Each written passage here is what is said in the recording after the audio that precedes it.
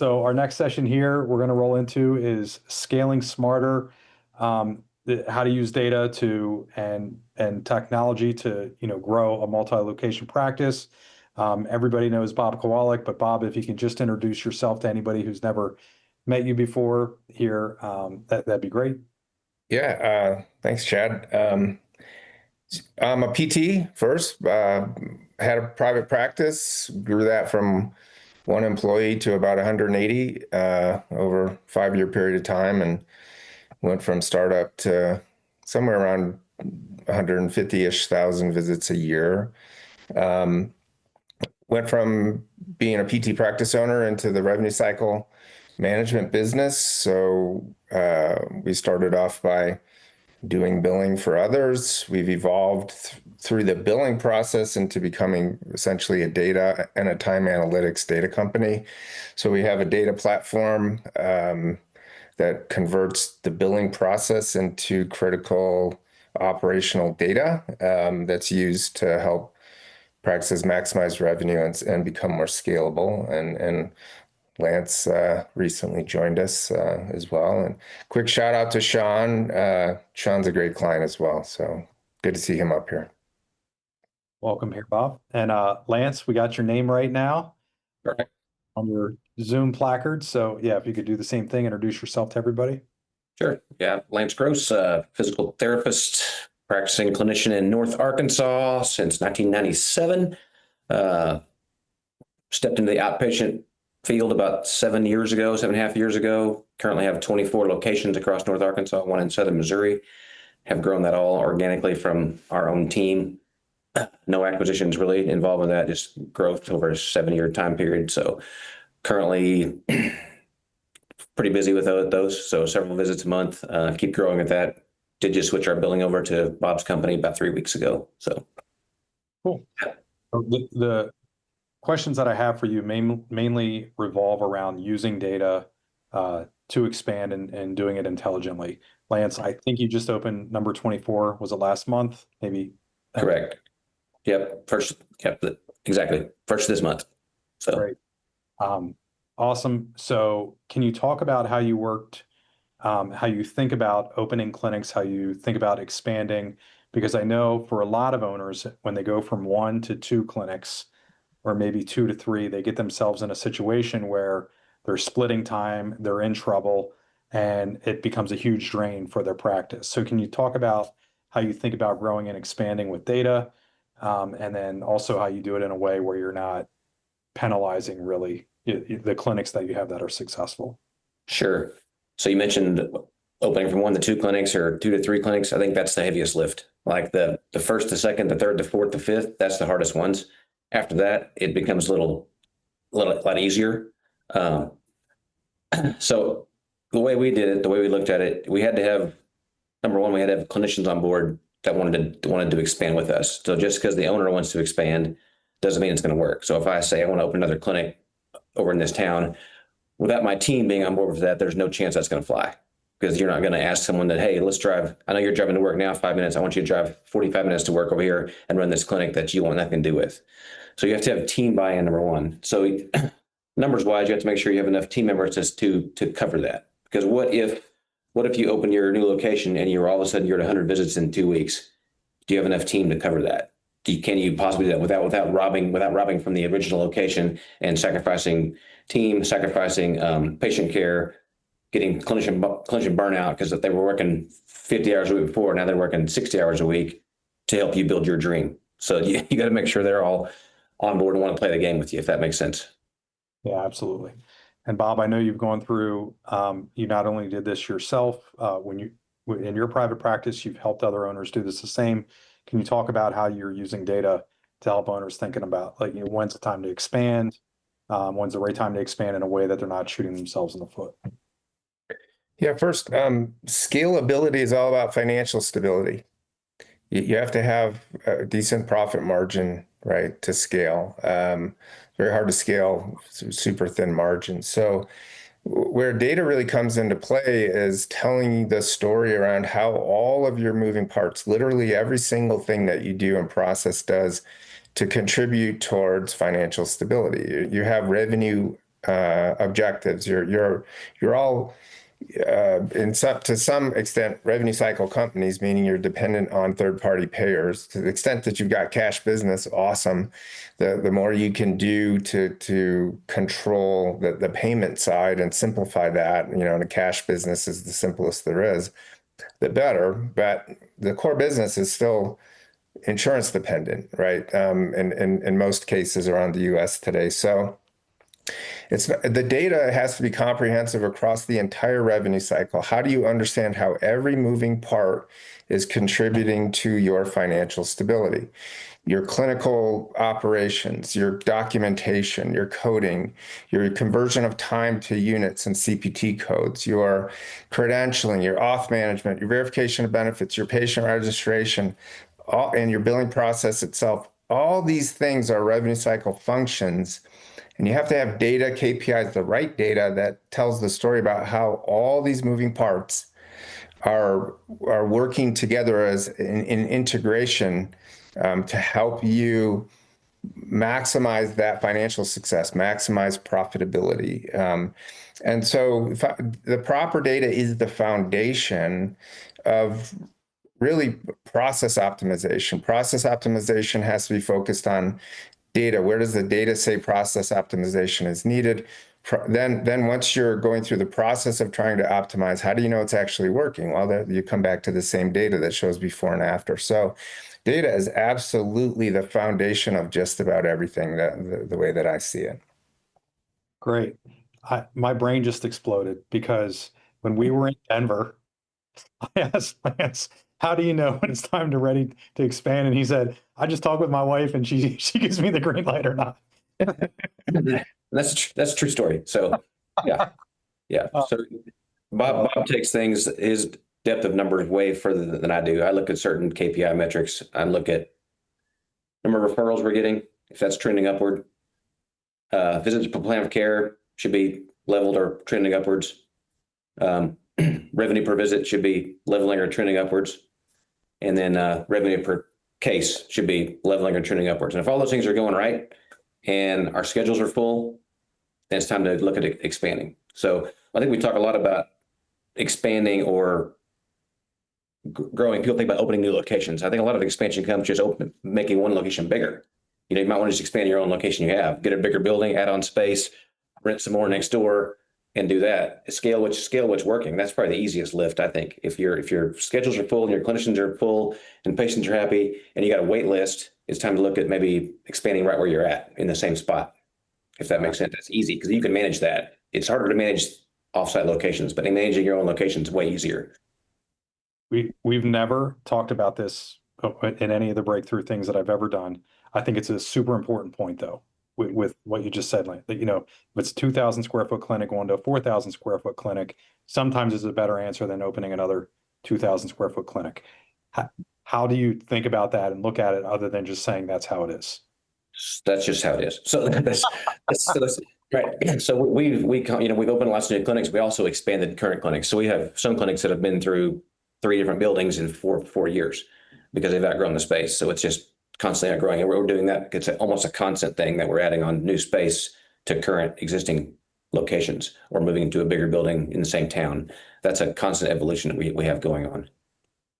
And it's just a matter of looking at the metrics, the numbers. If like I think at that point, if they're going that way and you say, I use your model all the time, it's 200 visits a week and 2,000 square feet. That's what you're doing. And if you're at that or over it, you need more space because your clinicians are cramped and they're bumping into each other. Patients fall off because they don't think it's too crowded, too busy. They don't want to come there where it's so crowded. So that happens to us a lot. Yeah. And long-term economics, I think you're exactly right. Bob, how did you think about that? Yeah, we primarily expanded locations. So we did the same volume Lance is doing in 7 offices. Lance is up to 24 locations, right? So we grew locations. We had big offices, 10,000 square foot facilities. We would do up to 200 visits a day in one office. So my model is much more based on expanding where we already had a geographical footprint, making that scalable. And we did location diversification as well, but our main thing was really grow big clinics. Great. There's a question here from Pedro. By the way, if you do have a question for Bob or Lance about growing and scaling your practice, you can type that in the chat. I'll be happy to ask that here and moderate. Pedro asked, do you have a specific metric that you consider a full schedule? Around 90% or 95%? Like when is the schedule full? When is that clinic full to open up the next or expand an existing? Yeah, I mean, 90% arrival rate is fantastic for us. That's some people do higher than that. I'd like to know how to do that. We don't quite do that very often. 90% arrival rate would be fantastic. In each one of our clinics, the schedules are different based on the clinicians there. So they kind of set their own schedule. Some prefer to see one patient per hour. Some prefer to see one every 45 minutes. And that's up to them to decide that on their own. Each clinician has their own schedule.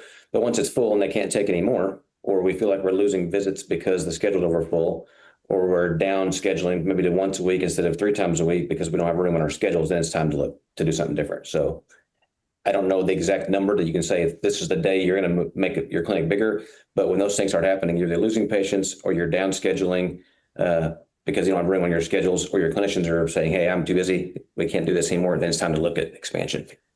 Because you don't want to lose clinicians over being too busy. They're too hard to replace or too valuable to you. Smart. Yeah, I think this is where your waiting list really comes in as a tool, right? So hopefully you can create a waiting list, and it's essentially the data in the waiting list that tells you when you can add another FTE, where you need more space. Once you have your math around, visits per square foot and parking, per visit and all that kind of stuff, you can leverage and use a waiting list to really make decisions. And it's a lower risk decision if you've got a waiting list to leverage into going from waiting list into active patients. So we had 95% kept appointment rate across 12,000 visits a month. But my main metric in terms of productivity was percentage of scheduled time billed. So we didn't look at it in terms of strictly just kept appointments. We looked at what percentage of our actual capacity was converted into potential revenue. Got it. Other questions for Lance or Bob, or I can keep rolling here. If you do have a question, something. Can I make a quick comment? Maybe that would create some questions. The number one opposing force to scalability is complexity. Doesn't really matter what kind of business you're in. The more complicated it is, the harder it is to grow. And so think about where complexities come from. And this is where our data platform, we quantify 260 different sources of complexity in a PT practice. So really understanding what drives complexity, because complexity in getting paid, you have basic phases here. Phase 1 is convert time into potential revenue. That's what your therapists do. Phase 2 is convert potential revenue to cash. And the amount of complexity that exists in the conversion of potential revenue to cash is the limiting factor of scalability, and being able to quantify the level of complexity and where does the complexity come from. So we quantify on average how many claims issues there are per 100 visits per month. We've got normalized data for the whole nation. We have clients in 30 states. So we know what a normal error rate is for, let's say, patient registration or auth management or verification of benefits, quality, and things like that. So there's so many moving parts that all either make it easy to scale or more complicated to scale. And we're just in the business of converting processes you do every day into data that help you understand how much complexity you have working against you. What I heard there is speed of money counts. And that speed, yes. It's the time it takes to convert, and it's the cost it takes to convert. And I can go on and on forever on data, but there's a 100% correlation between the amount of complexity you have and how much time it takes you to get paid. and what the cost is to get paid. So we look at complexity, we quantify complexities relative to volume, right? So a low complexity clinic is one that creates problems with less than 10% of their claims. A high complexity clinic or practice is one that creates claims issues in more than 20% of their claims, and the mediums are in the middle. The time inflation in billing process, comparing a relatively high complexity client to a low complexity client or practice, overall time is about 150% more time, right, in billing. So if your billers are spending a bunch of time doing things that they shouldn't have had to do, then they've got less time to do things that they really need to do. Where this really shows itself the most is in accounts receivables management. A high complexity practice increases the time need in denial management by 400%. And in our range, our lowest is less than 3, our highest is around 60. That time difference that it needs on a per claim basis to manage denials is a 4,000% increase. So the amount of time it takes to convert potential revenue to cash goes up exponentially as complexity goes up. And that's the name of the game. Reduce your complexity. That saves your revenue per visit. It decreases your cost to get paid. It is a critical way of thinking about the business that you're in. So I know you've worked with our group over the years, Bob, and helped us become super efficient. And just as an example for the illustration, we have 5 full-time billers and we collect about $10 million a year in revenue. That if we were at the other extreme, other end of the bell curve that you're talking about, that would be 25, right? A 4,000% increase would take us to 20 or 25. Yeah, they don't all do denial management, but so that overall, you would at least double the amount of billing staff that you would need. But even with that amount of people, the outcome will still suffer. Revenue per visit will still reduce. The other key metric is time to pay doubles when you compare high complexity to low complexity. So the amount that you get paid, the cash conversion rate, the time it takes to do that, and the cost to do that are all significantly higher. And anything that increases cost, that reduces revenue, reduces margin, reduces scalability, these are all interrelated. Reduce complexity, make being in a revenue cycle business as simple as you can, and you can scale like crazy on that. Right. So, Bob, for our listeners, what's the best way for people who are interested in working with you, like Lance? What's the best way for them to get in contact with you? Robert at certifiedrsllc.com. And if you're outsourced to somebody that you're not thrilled with, we could take a look. If you're in-house with your billing, awesome. We can help optimize your in-house billing operation by putting this data platform in place and improve how your in-house billing operation supports your practice in terms of data and value as well. So it doesn't matter what side of the fence you're on. To me, we can help you either way. Great. And Lance, I have a parting question for you, which really came in from Gustavo.